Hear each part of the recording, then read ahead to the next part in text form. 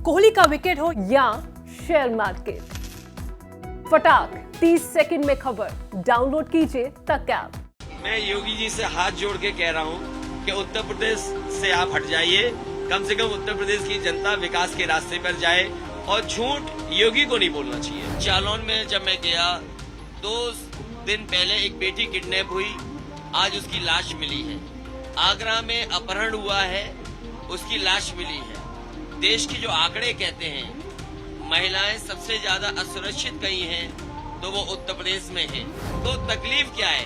अगर नेताजी दूर रहते हैं तो मुझे औरंगजेब कहते हैं, नेताजी ले मेरे वोट मांगते हैं तो वो कहते हैं ये क्यों कर रहे हैं। आखिरकार बीजेपी की तकलीफ क्या है? 80-20 कह रहे हैं, 80% जनता गठबंधन के साथ है, जयंत चौधरी समाजवादी पार्टी के साथ है, ओम प्रकाश राजभर समाजवादी पार्टी के साथ है, आपके महान दल समाजवादी पार्टी के साथ है, अपना दल समाजवादी पार्टी के साथ है, संजय चौहान समाजवादी पार्टी के साथ है, स्वामी प्रसाद मौर्य समाजवादी पार्टी के साथ आ गए, दारा सिंह चौहान समाजवादी पार्टी के साथ आ गए।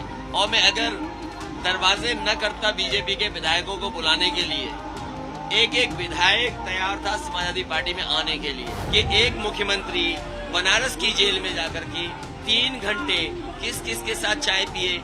इसी उत्तर प्रदेश में एक आईपीएस फरार है, एक व्यापारी कानपुर का गोरखपुर में जाता है, पुलिस वसूली के लिए मार मार के उसकी जान ले लेते हैं। आप हाथरस की बेटी को कैसे भूल जाओगे? ये जब से 2 चरणों में चुनाव हारे हैं, जो गर्मी निकाल रहे थे वो ठंडे हो गए और अब सुन्न हो चुका है उनका दिमाग।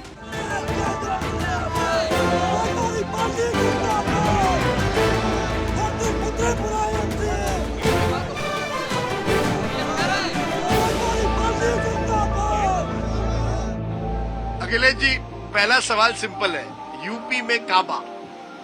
यूपी में बदलाव है और लोग चुनाव लड़ रहे हैं, जनता परिवर्तन चाहती है। बदहाली से खुशहाली की तरफ उत्तर प्रदेश की जनता इस बार बदलाव करके रहेगी और बीजेपी को यहाँ का किसान नौजवान माफ करने वाला नहीं है, इनको इस बार चुनाव में साफ कर देगा। आप कह रहे हैं यूपी में काबा, बदलाव काबा। हाँ, बदलाव। मैं इसलिए पूछ रहा हूं क्योंकि पहले 2 राउंड के बाद आपने कहा कि हमारी क्लीन स्वीप है, हमको 300 से ज्यादा सीटें आ रही है। अमित शाह भी कहते हैं हमारी क्लीन स्वीप है, समाजवादी पार्टी को हमने साफ किया, हमारे 300 की ज्यादा आ रही है। एक ही पार्टी को 300 से ज्यादा मिल सकती है अगर मिलना है तो। मैं एज ए पॉलिटिकल पार्टी या वो एज ए पॉलिटिकल पार्टी के लीडर होकर के जो कह रहे हैं, लेकिन आप चेहरे पे तो पढ़ सकते हो, भाषा से पढ़ सकते हो। ये चुनाव है, किसान की आय दोगुनी हुई कि नहीं हुई, नौजवानों को नौकरी मिली कि नहीं मिली, डीजल पेट्रोल क्यों महंगा हो गया, लाल सिलेंडर क्यों खाली है, इन्वेस्टमेंट क्यों नहीं आया।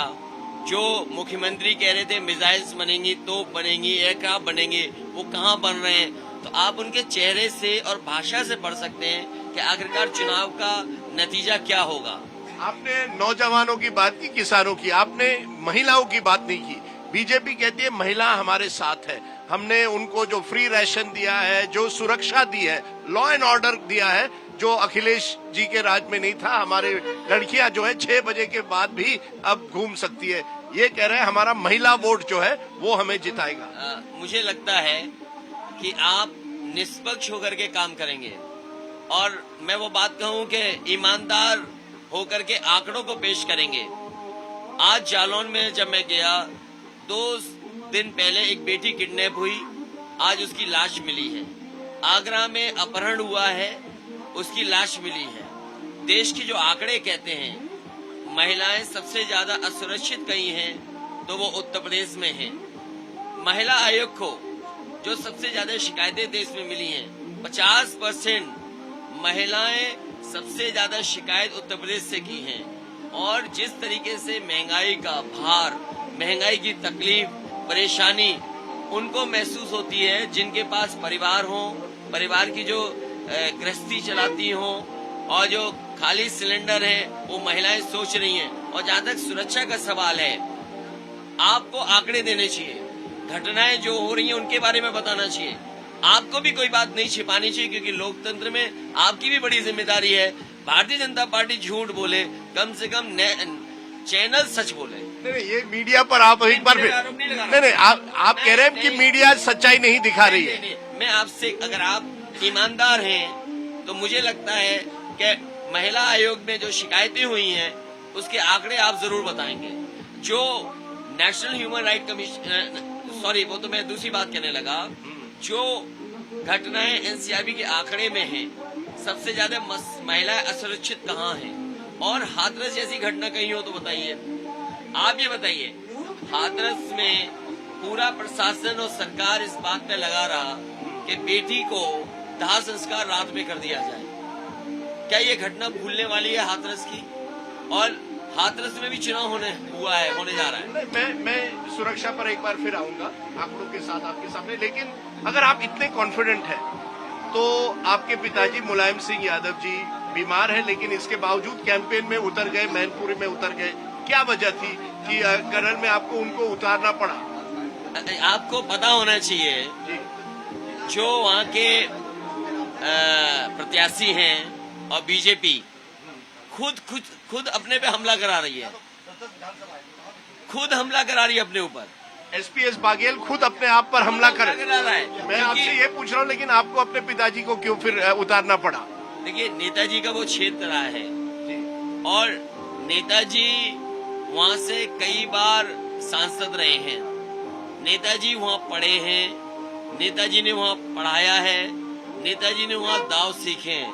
और मैं 2 बार गया हूँ। मैंने गांव वालों से कह दिया, क्षेत्र वालों से कह दिया कि मैं नहीं आ सकता, मैं दूसरों के लिए वोट मांग रहा हूँ, आप हमारी मदद करें। नेताजी केवल 1 बार गए हैं, कोई घर का नहीं जा रहा है। तो आखिरकार बीजेपी को तकलीफ क्या है अगर नेताजी मेरे लिए वोट मांग रहे हैं? मैं ये जानना चाहता हूँ बीजेपी वाले को तकलीफ क्या है? अगर नेताजी दूर रहते हैं तो मुझे औरंगजेब कहते हैं, नेताजी लिए मेरे वोट मांगते हैं तो वो कहते हैं ये क्यों कर रहे हैं? आखिरकार बीजेपी की तकलीफ क्या है? मैं आपको बता दूं तकलीफ क्या है। कल देश के नंबर 2 के नेता वहां गए थे, उनसे पूछिए बीजेपी वालों से कि आखिरकार कुर्सियां कितनी खाली थी, लोग कितने थे, और 100 गुना लोग 1 किलोमीटर दूर की सभा में थे। क्या ये तस्वीरें आप दिखा सकते हैं? नहीं, बिल्कुल दिखा सकते। यानी आप मुझे कह रहे हैं करल में आपकी जीत तय है, उसमें आपको कोई डर नहीं है। आपने डिसाइड किया कि चुनाव लड़ना है इस बार, पहली बार आप असेंबली चुनाव लड़ रहे हैं। क्या वजह थी? क्या कहीं ना कहीं प्रोजेक्ट करना था इस बार कि अगर योगी जी लड़ रहे हैं गोरखपुर से तो मैं भी लड़ सकता हूं अपने इलाके से? सवाल योगी जी का नहीं है, योगी जी जा रहे हैं। अब सोचिए, योगी जी बीजेपी को अपनी विकास की झूठी तस्वीर दिखानी पड़ रही है। याद कीजिए, जब बंगाल का पुल दिखाया था, अमेरिका का कारखाना दिखाया था, चीन का हवाई अड्डा दिखाया, और कल बीजेपी के एक सांसद जो बेंगलोर के हैं, जिनकी भाषा और जो उनके बोलने का तरीका है वो न जाने कैसा है, वो कह रहे कि एक्सप्रेसवे योगी जी ने बनाया है। आप कमाल करिए, हमारे योगी जी को फोटोशॉप करनी पड़ रही है पिक्चर को।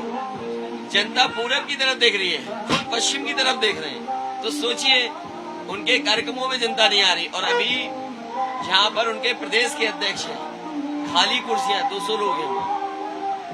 ये सवाल ये है, क्या चुनाव महंगाई पर, क्या चुनाव बेरोजगारी पर, क्या चुनाव इन्वेस्टमेंट पर, क्या चुनाव जो सपने दिखाए थे बड़े बड़े, डबल इंजन की सरकार, डबल महंगाई कर दी, डबल भ्रष्टाचार कर दिया। तो ये सवाल कब बोलेंगे? अन्ना जानवर सड़कों पर हैं, पलायन बुंदेलखंड में हुआ है, नौकरी नहीं है, रोजगार नहीं है। आप क्या नौजवानों के सामने अपना चेहरा लेकर के जाएंगे? पर इतनी कॉन्फिडेंस फिर बीजेपी को कहां से आ गई? क्योंकि जब योगी जी बात करते हैं वो कहते हैं क्लीन स्वीप है, कहीं ना कहीं ये योगी जी वर्सेस अखिलेश यादव भी हो गया है। आप जब बात करते हैं आप अपना कॉन्फिडेंस लगा के अपनी बात रखते हैं, वो भी बड़े कॉन्फिडेंट नजर आते हैं। उनका ये भी कहना है कि ये 80-20 का इलेक्शन है, बार बार दोहराते हैं 80 बनाम 20। ये चुनाव कहीं ना कहीं कह रहे हैं कि 80% हमारे साथ है, 20% और शायद कह रहे हैं कि मुस्लिम वोट जो है वो शायद अखिलेश यादव के पास है, बाकी जो समाज है वो हमारे साथ है। 80-20 जो 80-20 कह रहे हैं जी, 80% जनता गठबंधन के साथ है, जयंत चौधरी समाजवादी पार्टी के साथ है, ओम प्रकाश राजभर समाजवादी पार्टी के साथ है, आपके महान दल समाजवादी पार्टी के साथ है, अपना दल समाजवादी पार्टी के साथ है, संजय चौहान समाजवादी पार्टी के साथ हैं, स्वामी प्रसाद मौर्य समाजवादी पार्टी के साथ आ गए, दारा सिंह चौहान समाजवादी पार्टी के साथ आ गए।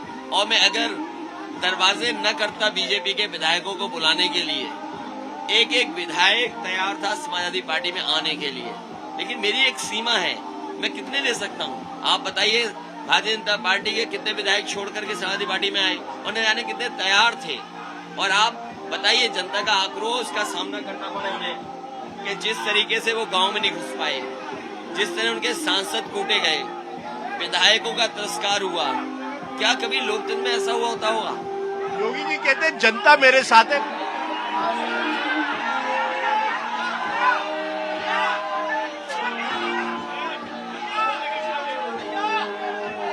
ये मुझे बताइए, लेकिन आपने इन छोटे छोटे पार्टियों का मुझे पूरा एक ब्यौरा दिया जो आपके साथ इस बार इस चुनाव में छोटे पार्टियां हैं। 2017 में आप कांग्रेस के साथ थे, 19 में मायावती, अब छोटे दलों के साथ। पहले 2 टाइम वो विफल रही, आपके अलायंस पॉलिटिक्स नहीं चली, इस बार कैसे चलेगी? ये छोटे दल जितने भी साथ आए हैं सब जाति जनगणना चाहते हैं। वो चाहते हैं कि आरक्षण खत्म नहीं हो, वो चाहते हैं कि आबादी के हिसाब से हक और सम्मान मिले। इसी लखनऊ में, राजधानी में 69,000 भर्ती के बच्चे यहाँ लड़ते रहे, पिटते रहे, लेकिन लखनऊ नहीं छोड़ा उन्होंने।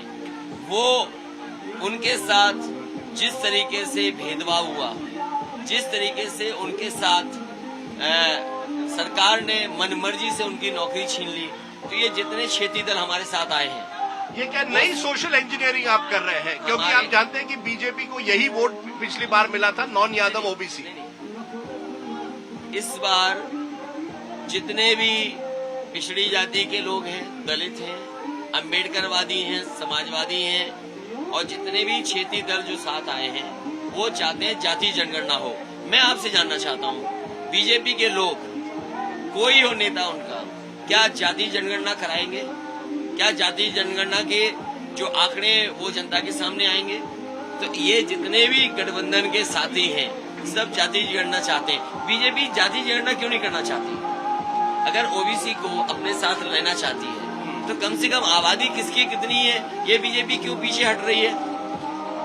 अखिलेश जी ये बताइए, इस चुनाव में ये कहा जा रहा है कि ये जो चुनाव है ये एक तरह से आपके लिए एक फाइनल टेस्ट है कि अखिलेश यादव प्रूव कर सकते हैं। नई सपा, नई हवा, नई सपा आप बात करते हैं, नई सपा का मतलब क्या है बताइए, परिभाषा बताइए। क्या इसका मतलब है आप मानते हैं कि कुछ गलतियां हुई, उसे सुधारना चाहते हैं? देखिए, इसीलिए मैंने कहा कि अगर कोई ऐसी बातें रही हो पहले जिससे जनता को ये लगता हो कि शायद इस पार्टी से जुड़ने से हमारा जो सपना है पूरा नहीं हो सकता, इसीलिए समाजवादी पार्टी ने नई हवाएं नई सपा का नारा दिया। और इसलिए नारा दिया कि आज सबसे अच्छे एक्सप्रेसवेज अगर कहीं बन रहे हैं तो उत्तर प्रदेश में बन रहे हैं। मंडी का नेटवर्क जो वर्ल्ड क्लास मंडी बन सकती है, जिस तरीके से फ्रांस में,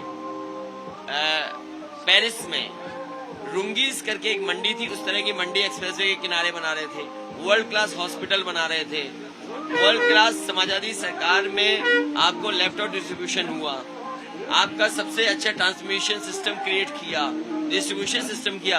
और हमारे मुख्यमंत्री फिर आप 2017 में हारे कैसे, अगर ये सब किया हो? ये बात तो खत्म होने दो, क्योंकि नई सपा है और नई हवा में नई सपा इसलिए कह रहे हैं कि आने वाला समय लोगों को नौकरी रोजगार कैसे मिलेगा, हमारा प्रदेश आगे कैसे बढ़े।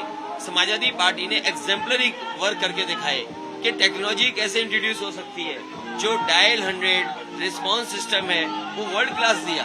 अगर न्यूयॉर्क की पुलिस कैसे चलती है, और मुझे याद है मैंने वरिष्ठ अधिकारियों को यहाँ से न्यूयॉर्क भेजा था, ह्यूस्टन गए थे, सिंगापुर का सिस्टम समझ करके आए थे। उसके बाद यूपी को one of the best police के लिए रिस्पांस सिस्टम दिया, स्ट्रक्चरल चेंज किया, लेकिन हमारे बाबा जी ने सब खराब कर दिया। इसीलिए मैं कह रहा हूँ नई हवाएं नई सपाएं।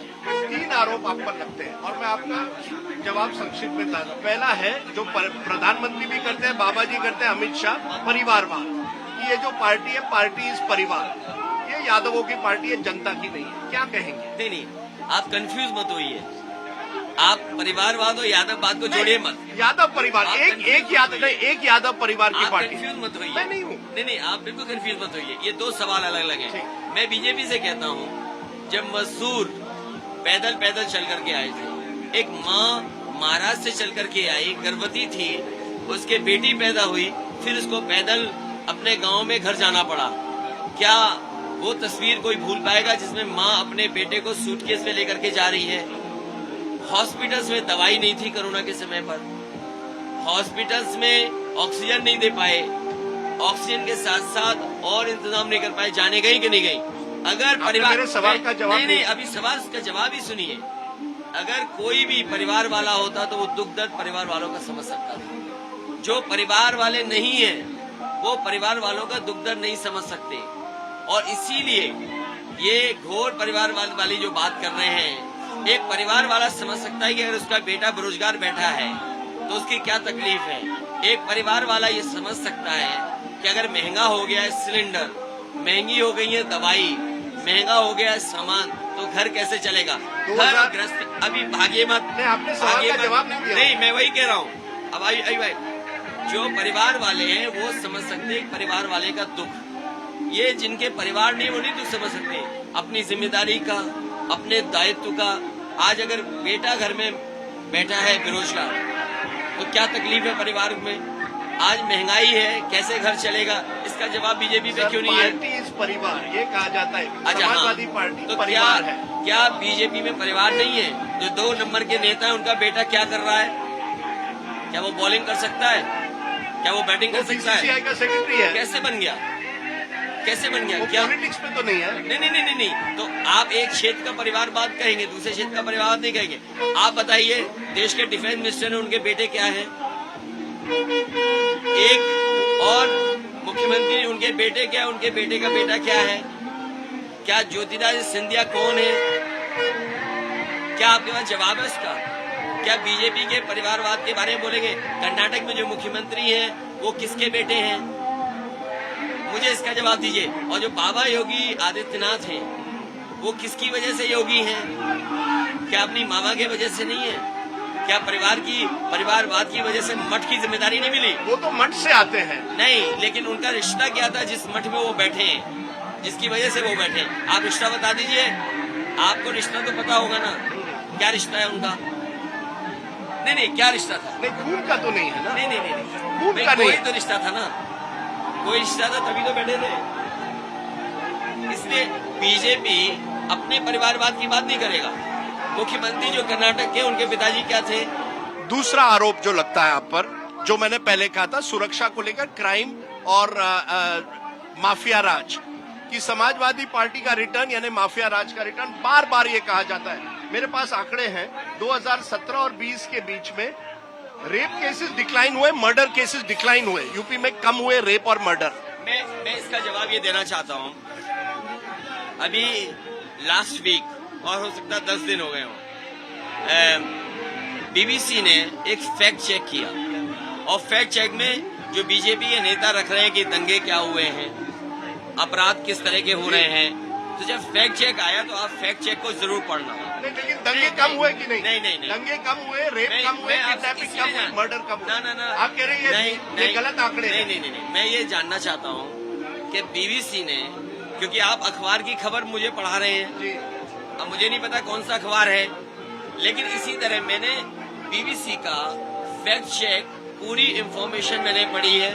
उन्होंने बताया कि बीजेपी की सरकार में ये दंगे हुए हैं, समाजवादी सरकार में ये दंगे थे। अगर कोई घटना का जिक्र हुआ है, हत्या या और किसी घटना के बारे में, तो फैक्ट चेक अगर आप करेंगे तो आप पाएंगे कि भारतीय जनता पार्टी की सरकार में कानून व्यवस्था बर्बाद हुई है।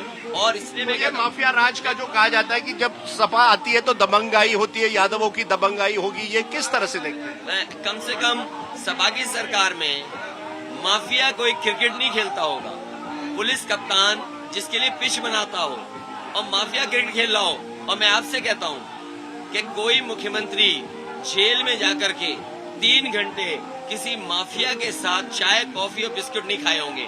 क्या आप अपने चैनल के माध्यम से, अगर मैं आरोप लगा रहा हूं, क्या सच्चाई दिखाएंगे आप? क्या ईमानदारी से आप सच्चाई दिखाएंगे? बिल्कुल। कि एक मुख्यमंत्री बनारस की जेल में जाकर के 3 घंटे किस किस के साथ चाय पिए? इसी उत्तर प्रदेश में एक आईपीएस फरार है, एक व्यापारी कानपुर का गोरखपुर में जाता है, पुलिस वसूली के लिए मार मार के उसकी जान ले लेते हैं। आप हाथरस की बेटी को कैसे भूल जाओगे? 750 किसानों ने शहीद हुए हैं, कैसे भूल जाओगे आप? क्या कानून व्यवस्था की बात कर रहे हैं आप? और वो भी बीजेपी से उम्मीद करते हो कानून व्यवस्था की? बीजेपी कानून व्यवस्था को बर्बाद कर देगी, उत्तर प्रदेश को बर्बाद किया। क्या आईपीएस फरार है कि नहीं है, ये बताइए। तीसरा आईपीएस फरार है ना? तीसरा आरोप जो लगता है कि अखिलेश जी, जो योगी जी कहते हैं कि लेट उठते हैं, 12 बजे उठते हैं, वो बड़े बड़े आदमी के बड़े बेटे हैं, हम जमीन से जुड़े हुए हैं, क्या कहेंगे उनको? देखिए, ये जब से 2 चरणों में चुनाव हारे हैं, जो गर्मी निकाल रहे थे वो ठंडे हो गए और अब सुन्न हो चुका है उनका दिमाग, और इसलिए उनका जरा चेहरा पढ़िए आप। वो कौन सा गज, एक वो बोला किसी जगह का है, एक स्टेटमेंट दिया उन्होंने, हिंदे गजब ये क्या है, I am just missing it. Ghaznavi Hind. हाँ, गजबी हिंद। आप पूछिए उन बाबा मुख्यमंत्री से, ये कौन सी भाषा है आपकी? कौन सी भाषा है? और यूपी का चुनाव हो रहा है, आप भाषा की कहाँ की इस्तेमाल कर रहे हैं? मुख्यमंत्री जी के चेहरे पे 12 बज गए हैं। जनता ने इतना वोट खिलाफ दिया है, इतना वोट खिलाफ दिया है कि उनके चेहरे पर 12 बज गए हैं। और मैं तो मिलिट्री स्कूल का पढ़ा हुआ हूँ, मिलिट्री स्कूल। मेरे साथ कितने बजे उठते हैं? मैं बाबा जी से पहले उठता हूँ, और अगर वो करना चाहे वो अपना पर्सनल मोबाइल नंबर मुझे दे दें, जब मैं उठूंगा उनको कॉल करूंगा कि मैं उठ गया हूँ, सोते समय भी फोन करूंगा कि अब मैं सोने जा रहा हूँ। तो इस तरह के आरोप लगाना, इस तरह की झूठी बातें करना, ये शोभा नहीं देता एक मुख्यमंत्री को। और मुझे बड़ा पर्सनल हो गया आप और उनके बीच में। मुझे लगता है कि मेरी बाउंड्री और उनकी बाउंड्री एक है, इसलिए शायद बड़े करीब से इन चीजों को वो देख रहे हैं। अखिलेश जी, आपकी आवाज में मुझे कॉन्फिडेंस नजर आता है, लेकिन फिर भी जैसे मैंने कहा, क्योंकि बीजेपी लगातार 3 चुनाव जीती और भारी बहुमत से जीते, 14, 17, 19, और Modi ji plus Yogi ji, double engine की बात जो होती है, इसलिए कहीं ना कहीं लोगों को लगता है गणित जो है वो बीजेपी की तरफ है। 49.5% वोट मिला था 2019 में। देखिए, इसीलिए 14, 17, 19 की वजह से ये हार रहे हैं। बेरोजगारी इन्होंने बढ़ाई, महंगाई इन्होंने बढ़ाई, इन्वेस्टमेंट आया नहीं, यहाँ का जो कारोबार था कोरोना की वजह से, जीएसटी की वजह से, नोटबंदी की वजह से ठप हो गया। सोचिए आप, कानपुर जैसा हमारा इंडस्ट्रियल टाउन, क्या उम्मीद करते हैं यहाँ पर इंडस्ट्री क्या लगी होगी, क्या धंधा हुई होगी? जीएसटी में मार दिया व्यापारी को, कोरोना में बर्बाद हो गया, क्या सपोर्ट किया? आप बताइए, नोटबंदी से ये डूब गया। और फिर यही का एक इत्र व्यापारी था जो ये बता रहे थे कि समाजवादी पार्टी का है। देखो, डिजिटल इंडिया का हेरा फेरी या फेरबदल या कुछ भी माने, किसके यहाँ छापा मारा? ढूंढ रहे थे समाजवादी इत्र वाले को, और अपने घर में छापा मार लिया। ये जो आप में जो कॉन्फिडेंस है, अगर आप 6 महीने पहले शुरू करते आपका कैंपेन, ये कहा जा रहा है जब कोविड की दूसरी महामारी हुई अप्रैल मई में, कहाँ थे अखिलेश? जब शव मिल रहे थे गंगा में, आपके कार्यकर्ता कहाँ थे? ये कहा जा रहा है आप बड़े लेट उठे हैं इस कैंपेन। जब जिस समय लॉकडाउन लगा, हमारी पार्टी के कार्यकर्ता सड़कों पे खाना खिला रहे थे, और मैं जानता हूँ मेरी वाइफ डिम्पल, बेटी, वो दोनों जाकर के जितना कुछ कर सकते थे वो सड़क पर के जा रहे थे। आज भी मैं कह सकता हूँ, सबसे पहले समाजवादी लोग सड़कों पे आगे खाना खिला रहे थे। कोविड की जो दूसरी वेव आई, उससे पहले हमारी पार्टी के 40 डिस्ट्रिक्ट में मैं खुद होके आया था। 250 बाहर गए थे, 40 डिस्ट्रिक्ट होके आया। 150 विधानसभाओं के लगभग हमारे ट्रेनिंग कैंप्स हो चुके थे। तो ट्रेनिंग कैंप्स हो गए बूथ वाले हमारे, वो क्यों नहीं आपने दिखाया? कोई जाना ही नहीं कि ट्रेनिंग कैंप हो गए हमारे 150 विधानसभाओं के। फिर से आप मीडिया को दोष दे रहे हैं। आप कह रहे हैं मीडिया एक तरफा है। दोष दे रहा हूँ, लोकल मीडिया ने तो छापा। आप किसी जिले का पता कर लीजिए, जहाँ हम लोग रुके, जहाँ हम गए, वहाँ सभी जगह कैंप हुए। और ये जो आपको जनसैलाब दिखाई दे रहा, इसीलिए दिखाई दे रहा है क्योंकि ये लोग सोचते हैं कि हम उनसे जुड़े हुए हैं। ये केवल यादव मुस्लिम वोट नहीं है, जिस तरह से MY कॉम्बिनेशन के आगे आप गए हैं। ये अमिताभ वाजपेयी यादव हैं। आइए, इनका नाम है, इनका नाम होगा, हो सकता है कि यादव अमिताभ वाजपेयी, इनका नाम है यादव अमिताभ वाजपेयी। अब ये क्या हो, आप कॉम्बिनेशन बताओगे? नहीं, आपका ये कहना है कि MY कॉम्बिनेशन के बहुत आगे गई है नई सपा, क्योंकि हर चुनाव में, पिछले चुनाव में आप आंकड़े लीजिए, आंकड़ों में बीजेपी हर समुदाय में आगे थी, भले ओनली यादव और मुस्लिम एक्सेप्शन थे, बाकी इवन दलित में उन्होंने वोट बैंक में नॉन जाटव वोट बैंक मिला है उनको। सब इस बार हर वर्ग के लोग समाजवादी पार्टी के साथ हैं, अम्बेडकरवादी समाजवादी पार्टी के साथ हैं, हर वर्ग के लोग, आप सिख देखो कितनी बड़े पैमाने पर हमारे साथ हैं, हर वर्ग के लोग समाजवादी पार्टी से जुड़ गए। ये सबसे खुशी की बात है, इसीलिए मैंने कहा नई हवा है, नई सपा। 5 साल में क्या फर्क हो गया? 2017 में उसी तरह से बीजेपी को 315 सीटें आती है। 5 साल में आप कह रहे हैं इतना बदलाव हो गया, क्योंकि योगी जी का ये कहना है हमने भी विकास किया है, हमने फ्री राशन दिए, इसका बहुत असर हो रहा है लोगों पर। आप बिल्कुल, मैं बहुत अच्छी बात कही आपने, क्योंकि आप नेशनल और इतने पुराने पत्रकार हैं। ये जो राशन मिल रहा था, क्या पहले नवंबर तक नहीं था? अब मार्च तक है। मार्च के बाद गरीबों को कौन खिलाएगा? ये भारतीय जनता पार्टी के लोग धोखेबाज हैं। ये बजट, आप क्या करेंगे अगर आपकी सरकार आती है? ये राशन चलता रहेगा या नहीं? हमारी मैनिफेस्टो में हमने लिखा है न केवल राशन देंगे, जबकि गरीबों को पौष्टिक आहार कैसे मिले, उनको सरसों का तेल, और जिस तरीके से बुंदेलखंड की जनता को मैंने घी दिया था 1 लीटर परिवार को प्रति महीना, वो आने वाले समय में समाजवादी पार्टी देगी। लेकिन कम से कम आप मुझे ये बताइए, क्या इन्होंने दिल्ली के बजट में राशन का पैसा रखा है? मार्च के बाद राशन नहीं मिलेगा गरीब को। पर अगर चुनाव जीतते तो शायद बजट कर देंगे। शायद नहीं। मेरा ये कहना है आप भी फ्रीबीज दे रहे हैं, आप भी कह रहे हैं कि 300 वॉट इलेक्ट्रिसिटी मुफ्त देंगे। दोनों पार्टियां फ्रीबीज कर रही है, लोगों को नौकरियां चाहिए, फ्रीबीज नहीं चाहिए। कई युवाओं से मैंने बात की है, उनको एग्जामिनेशन टाइम पर चाहिए, उनको नौकरियां चाहिए। वो सब किया जा रहा है। मैं केवल एक SCL का इंस्टीट्यूशन का, आपको ट्रेनिंग इंस्टीट्यूशन का एग्जांपल देता हूँ। केवल एक इन्वेस्टमेंट लाने पर 5,500 नौजवानों को क्वालिटी जॉब मिला है SCL में, लखनऊ में। यहाँ जो मेट्रो समाजवादी सरकार में इंट्रोड्यूस हुई, लोग और चाहते हैं। नहीं, मैंने उन बच्चों से बात की, उन्होंने कहा उनको वो चाहते हैं कि लखनऊ IT सेंटर बन जाए। हाँ, तो हम बनाएंगे ना भाई, हमें मौका दोगे तो बनाएंगे ना। SCL समाजवादी पार्टी लाई 5,500 से ज्यादा बच्चे प्रोफेशनली वहाँ काम कर रहे हैं, ट्रेनिंग इंस्टीट्यूट। यहाँ जो मेट्रो बन रही है, इसमें 1,500 लोगों को डायरेक्ट जॉब मिल रहा है। तो इस तरीके से मैं बहुत सारे एग्जाम्पल दे सकता हूँ जहाँ पर जॉब्स क्रिएट हुए। जहाँ तक सवाल राशन का है, पहले बीजेपी नवंबर तक दे रही थी, अब मार्च तक देना चाहती है। समाजवादी सरकार जब तक रहेगी तब तक गरीबों को राशन और पौष्टिक आहार का इंतजाम करेंगे। आखिरी सवाल मेरा आपसे, ये क्या डू और डाई बैटल है एक तरह से आपके लिए? क्योंकि लगातार जब आप 2-3 चुनाव हारते हैं तो वर्कर्स का जो मनोबल है, मोरल है, वो कम होता है। आपने मायावती का देखा, इस चुनाव में मायावती नजर नहीं आ रही है। तो कहीं ना कहीं क्या ये आप मानते हैं this is do or die battle for Akhilesh Yadav? मैं आपके कैमरामैन से कहूंगा कि जरा पीछे दिखाइए, क्या ये डू और डाई बैटल लग रही है? ये बैटल वो है जो बीजेपी को हराने जा रही है, ये फौज वो है जो बीजेपी को हराएगी। और इसमें हर जाति बिरादरी के लोग हैं, कोई ऐसा नहीं कह सकता कि कौन है। तभी मैंने कहा ये यादव अमिताभ वाजपेयी हैं। आप अगर हमारी पार्टी में आ जाओगे तो मोहम्मद सरदेसाई हो जाएंगे आप। इतना सा फर्क है। नहीं, ये पर एक ये जो बीजेपी का जो संगठन है, ये यूपी की अपनी, उनका संगठन मजबूत है, सोशल मीडिया है, रिसोर्सेज है, नेता है। आप एक मिनट, आप एक अखिलेश यादव यहाँ वहाँ घूम रहे, उनके सभी मंत्री यहाँ आए, 1 वर्सेस ऑल। क्या आप मानते हैं David versus Goliath 1 versus all हो गया है? देखिए, ये चुनाव जनता लड़ रही है, जनता के साथ समाजवादी पार्टी खड़ी है, क्योंकि जनता महंगाई कम चाहती है, नौजवान रोजगार चाहता है। कम से कम जनता को भरोसा है कि समाजवादी लोग आएंगे तो काम करेंगे, तरक्की खुशहाली लाएंगे। आखिरी बात मैं कह के खत्म कर रहा हूँ, प्रधानमंत्री जी जो जिस हाईवे पर उतरे हैं वो समाजवादियों का विजन था, वो बीजेपी का विजन नहीं था। विजन आपका हो, एग्जीक्यूशन उनकी थी। क्या बोल रहे, फिर आगे बढ़ गए आप तो कम से कम ईमानदार पत्रकार रही है। समाजवादी पार्टी ने लैंड एक्विजिशन की, समाजवादी पार्टी ने अलाइनमेंट किया, जितना समाजवादी पार्टी जहां तक हाईवे ले जाना चाहती उसके आगे नहीं बढ़ा।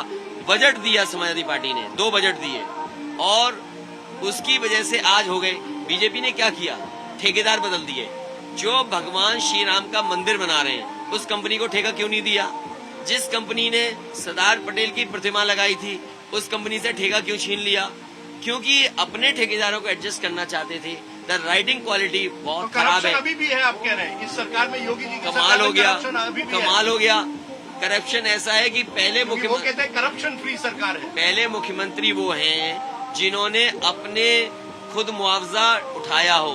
आप गोरखपुर में पता करिए क्या मुख्यमंत्री जी ने अपने लिए मुआवजा उठाया कि नहीं उठाया सरकारी पैसे से। और याद कीजिए, एक बार चंदन के पेड़ का मुआवजा किसी ने लिया था, उसकी कितनी बदनामी हुई थी, इस्तीफा देना पड़ा था। यहाँ तो 100 करोड़ से ज्यादा मुआवजा मुख्यमंत्री जी ने उठाया है। इसलिए मैं कहना चाहता हूँ कि बीजेपी जा रही है, उनकी भाषा बदल गई है। परिवर्तन अगर किसी ने दिया है तो समाजवादियों ने दिया। और जो विजन की बात कर रहा था मैं, अगर समाजवादियों का वो विजन न होता तो शायद प्रधानमंत्री जी हरकुलस लेकर के उस हाईवे पर नहीं उतर पाते। अगर उन्होंने अपने जीवन में कहीं एक्सप्रेसवे बनाया होता तो वो गुजरात में क्यों नहीं उतरे, पानी के जहाज पे उतरे। ये मेरा कैमरा है, हाँ। आप सोच लीजिए कि योगी आदित्यनाथ दूसरी तरफ है, क्या कहेंगे आखिर में उनसे? मैं- ये कैमरा में क्या कहेंगे और कितनी सीटें आपको आएगी? मैं योगी जी से हाथ जोड़ के कह रहा हूँ कि उत्तर प्रदेश से आप हट जाइए। कम से कम उत्तर प्रदेश की जनता विकास के रास्ते पर जाए और झूठ योगी को नहीं बोलना चाहिए। अखिलेश जी, आपने हमसे बात की, थैंक यू वेरी मच।